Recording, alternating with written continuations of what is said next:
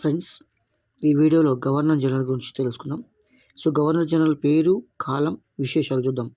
Warren Hastings చూసుకుంటే 1772 నుంచి 1785 వరకు. ఇతని కాలంలో ఫేమస్ రెగ్యులేటింగ్ చట్టం 1773 వచ్చింది. కారన్ వాలిస్ 1786 నుంచి 1793 వరకు వచ్చింది. సివిల్ సర్వీసెస్ను ఇతను ప్రవేశపెట్టాడు. ఎవరు? కారన్ వాలిస్. సర్ జాన్ షోర్ 1793 నుంచి 1798 వరకు ఉంది. రెవెన్యూ బోర్డు స్థాపన సర్ జాన్ షోర్ చేయడం జరిగింది. వెల్లెస్లీ 1798 నుంచి 1805 వరకు సైన్య సహకార పద్ధతిని ప్రవేశపెట్టినవారు వెల్లెస్లీ. మింటో 1807 నుంచి 1813 మధ్యలో జరిగింది. తమిళనాడులోని వెల్లూరు తిరుగుబాటు మింటో కాలంలో జరిగింది.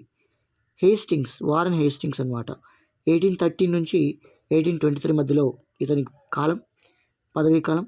సో రైతువారి పద్ధతిని ప్రవేశపెట్టింది వారన్ హేస్టింగ్స్. హోమెస్ట్ 1823 నుంచి 1828 మధ్యలో. మొదటి బర్మా యుద్ధం హోమెస్ట్ కాలంలో జరిగింది. ఈ పాయింట్ వెరీ ఇంపార్టెంట్ అండి. విలియం బెంటింగ్ భారతదేశ మొదటి గవర్నర్ జనరల్. 1828 నుంచి 1835 మధ్య కాలంలో ఉన్నాడైనా. ఇంగ్లీషు విద్యా విధానాన్ని స్టార్ట్ చేసింది విలియం బెంటింగ్. నెక్స్ట్ ఆక్లాండ్ 1835 నుంచి 1842 మధ్యలో మొదటి ఆఫ్ఘన్ యుద్ధం జరిగింది. నెక్స్ట్ ఎలెన్బరో 1842 నుంచి 1844 మధ్యలో మొదటి ఆఫ్ఘన్ యుద్ధం జరిగింది ఇతని కాలంలో. హార్డింజ్ 1844 నుంచి 1848 మధ్యలో మొదటి సిక్కు యుద్ధం జరిగింది. ఓకేనా.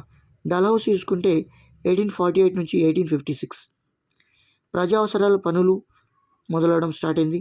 రైల్వేలు 1853లో స్టార్ట్ అయింది. పోస్టల్ 1853లో. టెలిగ్రాఫ్ కలకత్తా, ఆగ్రాలో తిరుగుబాటు అక్కడ జరిగింది అన్నట్టు. సో లార్డ్ కాలింగ్ ఎవరైనా భారతదేశ చివరి గవర్నర్ జనరల్. ఎప్పుడెప్పుడు? 1856 నుంచి 1857 మధ్యలో ఈయన ఉన్నాడు. అంటే సిపాయిల తిరుగుబాటు టైంలో లార్డ్ కానింగ్ భారతదేశ గవర్నర్ జనరల్. సిపాయిల తిరుగుబాటు ఎప్పుడు జరిగింది? 1857లో.